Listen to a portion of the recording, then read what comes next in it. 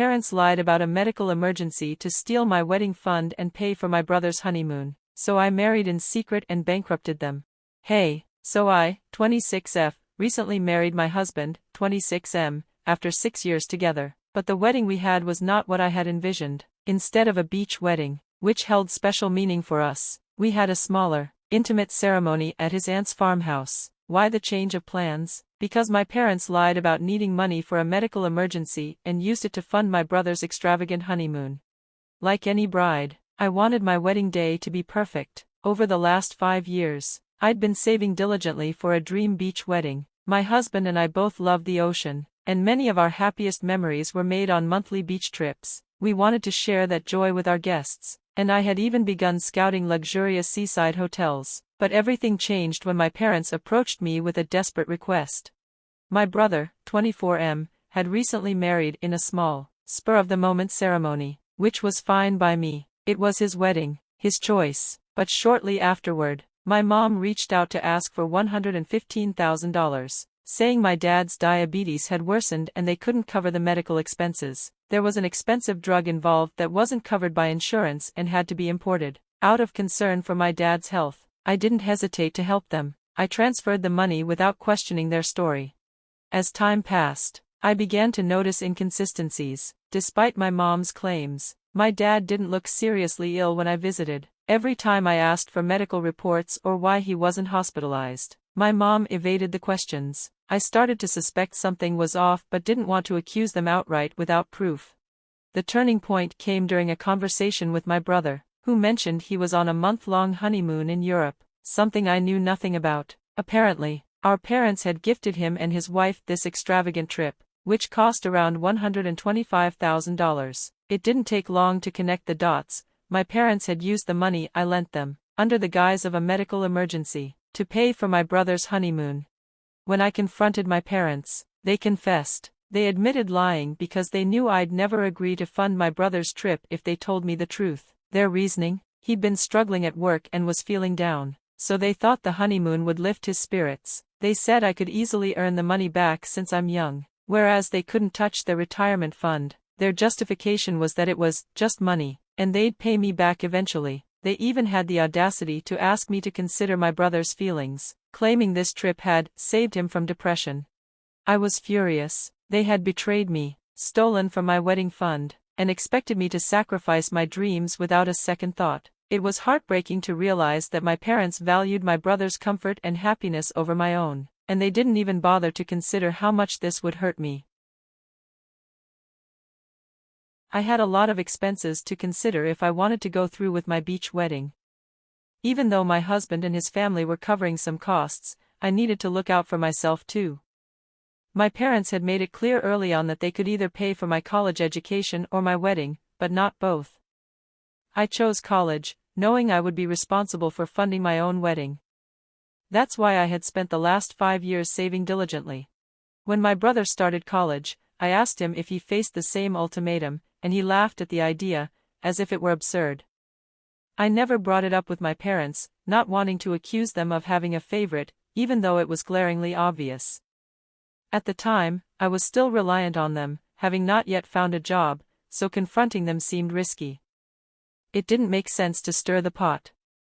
However, this issue resurfaced years later when I confronted them about the money they had taken from me and their clear favoritism towards my brother. They tried to deny it, but their actions spoke volumes. I insisted they pay me back because I wasn't going to sacrifice my dream wedding simply because my brother was having a tough time at work. My parents could coddle him with an expensive vacation, but I had worked hard for 5 years and saved for my wedding. I wasn't going to let them take that from me. They claimed they couldn't return the money all at once before the wedding and that it would take them a couple of years to pay it back. They actually expected me to accept that, insisting that family is what matters most. They argued that if I was willing to spend money on a medical emergency for my dad, I should be just as willing to help my brother avoid a depressive episode. But here's the truth, my brother was never going to fall into depression over work. He simply didn't take his job seriously, which was why he was struggling. His position in sales relied heavily on commission, and if he was performing poorly, he had no one to blame but himself. Sure, he might have been a bit frustrated, but he was far from being devastated. He had been spoiled by our parents his entire life and never learned to work hard. Their exaggerated concern about his job situation only fueled my irritation. I tried to explain how important this wedding was to me. I had already committed to covering certain expenses for my husband and his family, which would be impossible if I didn't have the funds. My parents, however, remained unyielding, insisting there was no way to return my money before the wedding. They suggested I either scale back or ask my husband's family for help. It reached a point where I found myself begging them to give back my money, but they just shook their heads, reiterating that they would return it eventually but couldn't do so before the wedding. I left their house in tears. When I got home and told my husband everything, he was furious, more upset than I was. He was ready to contact a lawyer, but I convinced him it would be pointless. There was no written proof that my mother had intended the money for medical reasons or that she ever promised to repay me. Everything had been verbal, informal, and without any binding contracts. Even if we pursued legal action, we would probably end up wasting more money on lawyers with no solid evidence in our favor. So, despite our desire to confront my parents, we decided against it. We didn't want to waste our time and resources on a hopeless situation. Instead, we shifted our focus to rethinking our wedding plans. Thankfully, my husband's family stepped in to help when they learned what my parents had done. His aunt offered us her farmhouse venue for free. While we had initially envisioned a beach wedding, this new option gave us a chance to explore something different, so I decided to check it out. My husband had already seen the farmhouse, but when I walked in for the first time, I knew it was perfect. The venue was beautiful, and even though it wasn't near the beach, my husband and I felt a sense of contentment. With his aunt's generous offer, we shifted our plans and started organizing around the farmhouse instead. I immersed myself in wedding planning, which also helped me feel more justified in cutting my parents out of the picture. I had already decided not to invite my parents to the wedding, but I was on the fence about my brother since he hadn't done anything wrong. He didn't know my parents had borrowed money from me to fund his honeymoon. However, he made my decision easier by calling me after returning from his trip, berating me for humiliating our parents by asking for my money back. He was upset with me for being difficult about the situation. He insisted that it wasn't a big deal, even though he had spent my hard-earned savings. He promised to return the money as soon as possible but insisted I just needed to suck it up before the wedding. That was the final straw for me, and I cut off all communication with both of them. With my wedding fund depleted, I couldn't afford to have a lavish celebration. But, in a way, I think it worked out for the best. The wedding we ended up having was more beautiful than I could have imagined. We scaled back, but it felt right because it became about us, not about trying to impress anyone else. We realized that a wedding should focus on love and commitment, not on extravagance. I'm grateful for how everything turned out because our day was still beautiful and dreamy without all the excess I had initially envisioned. It was heartwarming to be surrounded only by those we loved and who truly loved us in return. I shared photos of our wedding a couple of days ago, making sure to instruct all family members who attended to keep it under wraps from my parents and brother. I didn't want them throwing a fit about not receiving invitations, which helped us maintain our private ceremony without any drama. But after everything had gone smoothly, I felt fine sharing the photos on social media. Somehow, my parents saw them and contacted me the next day, demanding to know why they weren't invited. I was taken aback that they expected an invitation, considering the last conversation we had was anything but pleasant. I had left their house in tears after our last fight, and we hadn't spoken since. The last time I talked to my brother, he made me feel guilty for the situation, so I didn't understand why they thought they would be included.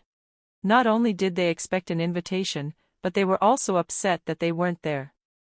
My parents called me, and my brother joined the call, so they could all yell at me simultaneously. Their entitlement was astounding, but I stood firm in my decision.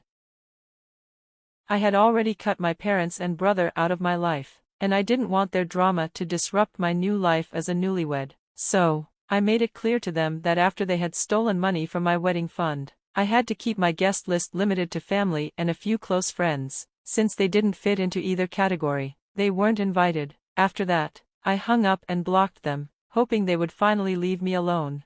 However, an hour after that call, my husband informed me that my brother had reached out to him. He wanted us to know that our parents were deeply hurt by my words. Apparently, my mother was so devastated that she was crying uncontrollably, nearly fainting from it. Hearing this stirred up a wave of guilt in me. I didn't intend to hurt my parents like that. My brother might have been exaggerating, but I couldn't shake the uneasy feeling ever since I heard it. Am I the asshole for not inviting my parents and brother to my wedding after they stole money from my wedding fund? Update 1. It's been a week since that last conversation with my parents and brother, and I've decided to stick to my decision not to speak to them again. My mother can cry all she wants, but it won't change the facts. I had sobbed heavily when I confronted them about the money, begging them to return it before the wedding, but they brushed it off. Now, I would treat their feelings with the same disregard they showed me. You reap what you sow. I also made it clear to my brother that he shouldn't contact me or my husband, especially since my husband had nothing to do with any of this. I wanted to shield him from my family's petty drama. After sending that message, I blocked my brother again. I was done letting them have access to my life. They had treated me poorly for too long, and I wasn't going to tolerate it anymore. If I had the means, I would file a lawsuit against them to get my money back. It might seem like a long shot since we lack tangible evidence, but my husband thinks it's worth pursuing. He's been consulting with a reputable lawyer, and in a few days, we'll decide how to proceed. Until then, I'm trying to figure out a way to make them confess to borrowing the money under the pretense of a medical emergency and then handing it over to my brother for his honeymoon. It will be challenging to prove in court, but I refuse to let them off the hook so easily. I deserve to get my money back, and I'm determined to do whatever it takes. Update 2. Yesterday, after telling my brother not to involve my husband in our family drama, he clearly took that as an invitation to drag him in anyway. When my husband got home from work, he mentioned that my parents and brother had bombarded him with texts, demanding that he convince me to unblock them. When he blocked them, they escalated matters by showing up at his workplace. They had been waiting outside, and as soon as they saw his car, they started tailing him and honking. Knowing it would only escalate if he didn't stop, he pulled over, recognizing my brother's car. He knew if he didn't engage, they would just follow him home, and that would really upset me. So, he decided to deal with their nonsense. Once he pulled over, my brother approached his window and insisted they wanted to talk in person. There was a diner nearby, and my husband just wanted to get it over with, so they took a booth. My brother claimed it was an overreaction for me to cut them all off over some money, and that they felt I was being unfair. They argued that implying we weren't family anymore just because they borrowed money was going too far.